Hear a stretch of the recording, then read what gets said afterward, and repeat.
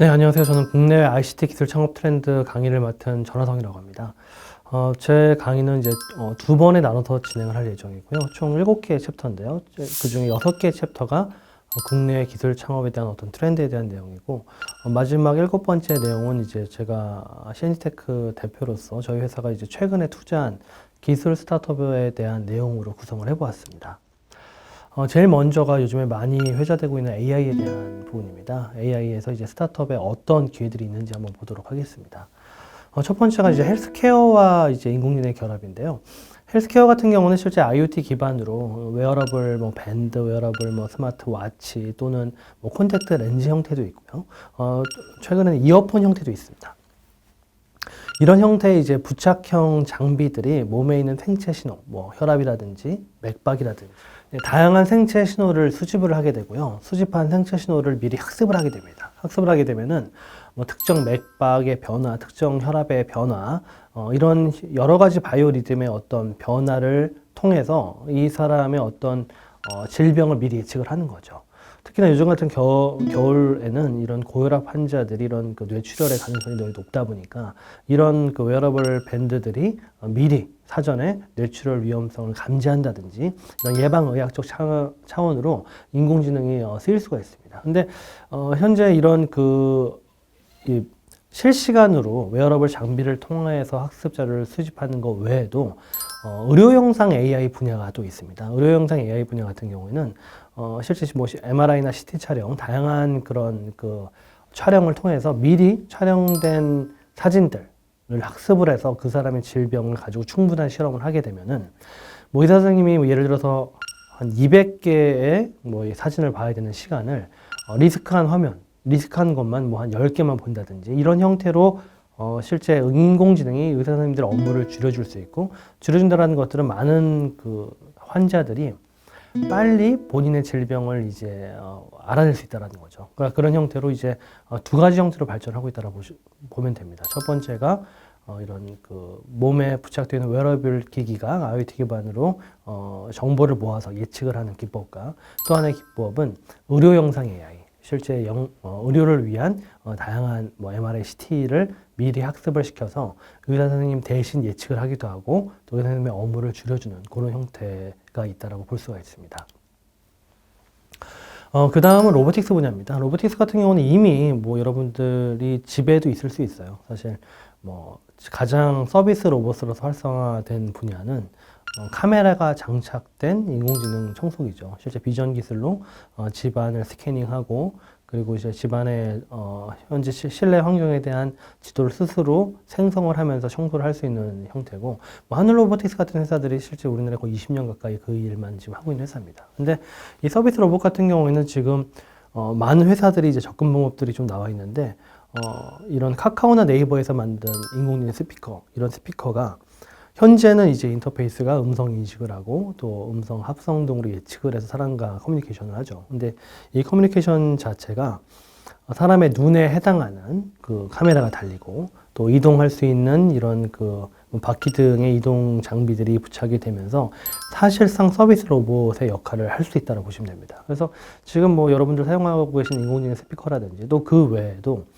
이런 홈 네트워킹의 어떤 서버 역할을 하는 장비들이 있어요. 셋톱박스라든지 냉장고에 부착한 장비들이 있는데 이런 부분들도 실제 이동성을 갖추면서 로봇화 될 수 있다. 그렇게 이해하시면 될 것 같습니다.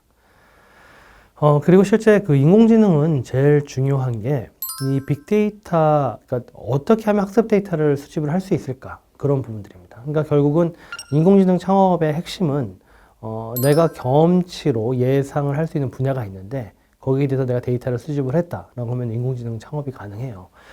제가 경영하는 CNT테크 같은 경우에도 실제 저희 회사도 다음 주에 주문이 얼마나 나올까 이런 부분들을 예상하는 인공지능 시스템이 있습니다. 근데 이런 주문량을 예상을 할 때 경험적으로 저희 프로그램 운영하던 사람들은 비가 오면 주문이 많아져요. 내지는 스포츠 경기라면 주문이 많아져. 이런 경험치들이 있단 말이에요. 그래서 이런 경험치들을 먼저 인터뷰를 하고 거기에 대해서 주문을 했었던 데이터를 확보하고 학습시킬 수 있으면은 실질적 예측 모델이 나오고 그게 바로 우리가 이야기하는 인공지능이거든요. 그래서 인공지능 기반의 창업 어떻게 해야 하느냐. 결론적으로는 내가 데이터를 수집할 수 있는 여건과 또 거기에 대한 경험치를 가지고 있으면은 충분히 인공지능 창업이 가능하다 이렇게 설명을 드릴 수가 있습니다. 실제 스타트업을 그러면 이런 상황에서 어떻게 시작을 하면 되냐면은 데이터를 이제 어떤 데이터를 수집해야 될지 내가 경험치적으로 알 수 있다라고 하면은 이런 인공지능 관련된 학습 및 예측 엔진을 만든 회사는 되게 많습니다. 여러분들이 알고 있는 왓슨은 요즘에 우리나라에서 SK CNC가 총판을 담당하고 있고 한국 시장을 좀 넓혀가고 있는데요. 그것뿐만 아니라 뭐 구글이라든지 아마존, 뭐 우리나라 네이버 등등의 이런 그 굴지 IT 기업들은 대부분이 이런 BPO 기반의 인공지능 학습과 예측을 도와줄 수 있는 이런 서비스를 가지고 있습니다. 그래서 이런 서비스들을 이제 미리 좀 꼭 컴퓨터 사이언스를 전공하지 않았다 하더라도 미리 공부하고 학습을 어떻게 학습해서 이제 예측을 하는지를 컨설팅을 받아보시면은 충분히 이런 AI 기반의 창업이 가능하다라고 설명드릴 수가 있습니다. 그래서 실제 이런 학습 데이터를 또 대신 모아주는 회사들도 많아지고 있어요. 뭐 플레이토라든지 크라우드웍스, 셀렉트스타가 그런 대표적인 기업들인데요. 면면을 보시면은 플레이토는 지금 이미 상장을 했고요. 크라우드웍스는 네이버가 투자했고, 셀렉트스타는 카카오가 투자를 했습니다. 말 그대로 이 학습 데이터를 모으는 것만으로도 이제 스타트업 창업이 가능하다는 얘기죠. 그래서 아까도 말씀드렸지만은 내가 경험치가 있다 그러면은 오히려 이런 회사들의 의뢰를 해가지고 학습 데이터를 모아달라.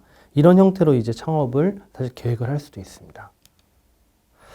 다음은 글로벌 시장에 대해서 좀 알아보도록 하겠습니다. 실제 ICT 기술, 이게 이제 글로벌 시장과 접목해서 우리가 시장을 넓혀갈 수 있을 때 스타트업 기업들의 이제 시장이 확장이 된다 이렇게 설명드릴 수가 있는데요. 먼저 이웃나라 중국 같은 경우에는 실제 뭐 디디다처, 우버 이 사례를 제가 왜 말씀드렸냐면은 중국 같은 경우는 BAT, 그러니까 바이두, A가 알리바바, T가 텐센트 이 BAT 세 개의 축에서 투자한 스타트업들이 각각의 영역에 성장을 하고 있습니다.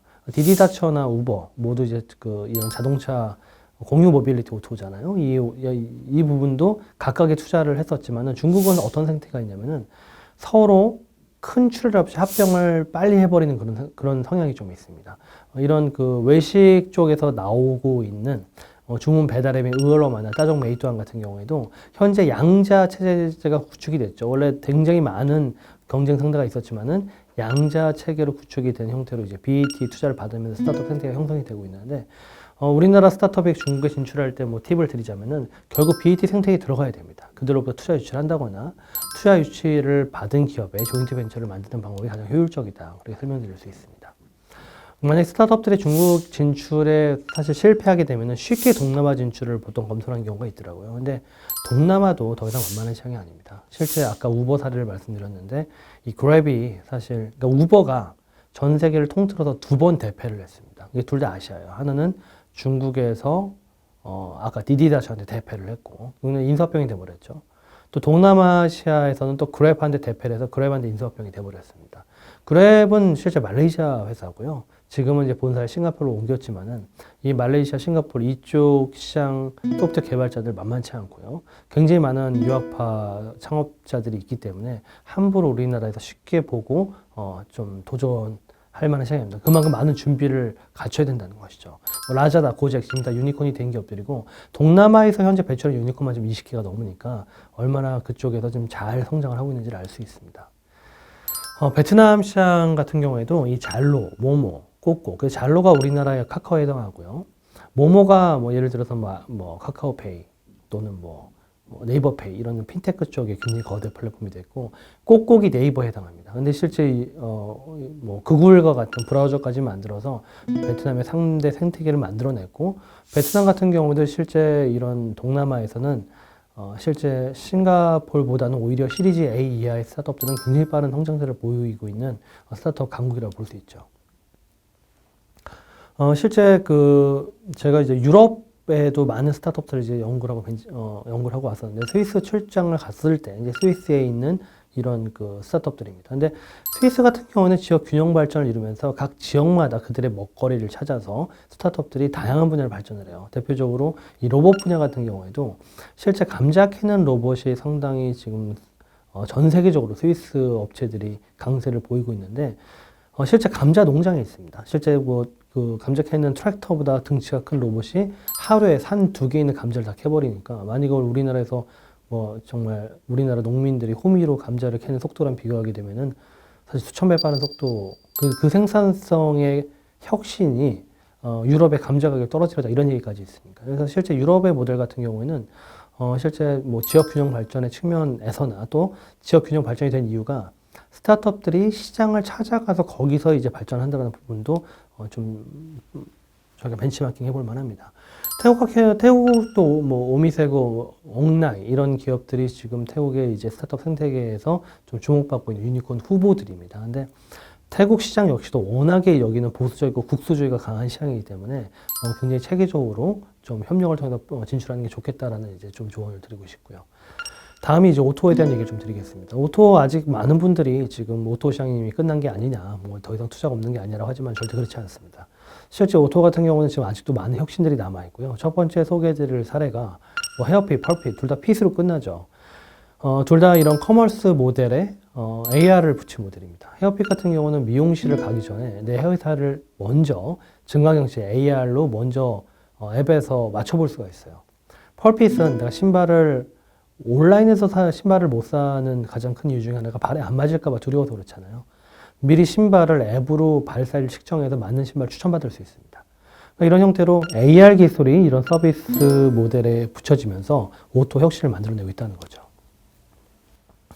모빌리티 스타트업들도 우리나라에서 약간 제한적이긴 합니다. 이 모빌리티가 사실 뭐 타다 이슈도 있었고 상당히 좀 어려움을 겪고 있긴 하지만은 그럼에도 불구하고 이런 팀 와이퍼 같은 경우는 우리나라 세차장을 통합했고요. 뭐 카룸 같은 회사도 실제 우리나라의 어떤 이런 정비소, 이런 오토 이런 형태로 좀 발전을 하고 있으니까 모빌리티 오토도 아직은 길은 꽤 있다라고 설명드릴 수가 있습니다.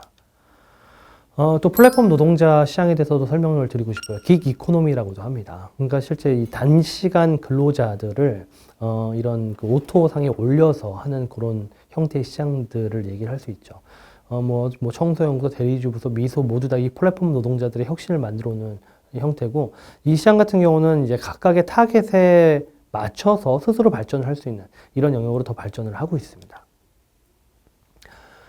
여행 스타트업들도 실제 코로나 상황이지만은, 뭐, 얼마 전 기사 보면은 내년 8월에 모 여행 업체에서 순식간에 거의 뭐 수천억 원이 되는 예약을 받아낸 적이 있어요. 그러니까 실제 포스트 코로나 이후에 여행 스타트업들은 어느 때보다도 점핑을 할 수 있는 실제 기회가 많죠.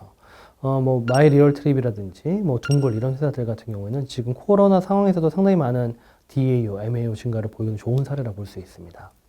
그 다음에 네 번째 테크 시리즈를 테크 시리즈를 가지고 이제 첫 번째 강의 마치도록 하겠습니다. 일반적으로 실제 딥테크가 아니고 또 오토도 아니고 약간의 테크 기반의 뭐 사스 모델이라든지 또는 B2B 시장 모델을 만든 회사들을 보통 테크 기업으로 분류를 할 수 있는데요. 이 슬립테크라고 해서 어떤 잠에 도움을 주는 이런 기술 기업들을 이제 이런 슬립테크 기업으로 분류를 좀 해봤고요. 패테크 같은 경우도 이제 패테크 시장도 좀 커지고 있고요. 이 중에 가장 좀 소개해드릴 만한 기업들은 여기 나와 있는 기업들 중에 뭐 곰이라는 기업들이 이제 현재 좀 주목해볼 만한 기업들입니다. 그리고 이제 CRM 시장 같은 경우에도 이게 사스 형태의 모델로 해서 지금 상당히 큰 성장을 지금 하고 있는데요. 소프트 자용 같은 회사가 대표적으로 볼 수 있고요. 협업 툴 같은 경우에도 지금 뭐 여러분들이 많이 쓰고 있는 뭐 잔디라는 협업 툴도 있고 뭐 슬랙 많이 보이시죠. 그래서 우리나라에서도 이런 협업 툴 시장이 커지고 있습니다. 지금 이런 베이비 테크 시장 같은 경우에도 뭐 길체 소프트라든지 이런 아이엔나 이런 회사를 좀 주목해 볼 만하고요. 그리고 이 영어 교육 시장 같은 경우에도 실제 에듀테크의 대표적인 먹거리로 아직도 뭐 마블러스 같은 경우는 에듀테크 VR을 결합했다든지 브로콜릭은 인공지능 영어 사전 이런 형태로 계속 먹거리를 찾아가고 있습니다. 네, 이 시간 5장부터는 다음 시간에 이어서 하도록 하겠습니다. 네, 감사합니다.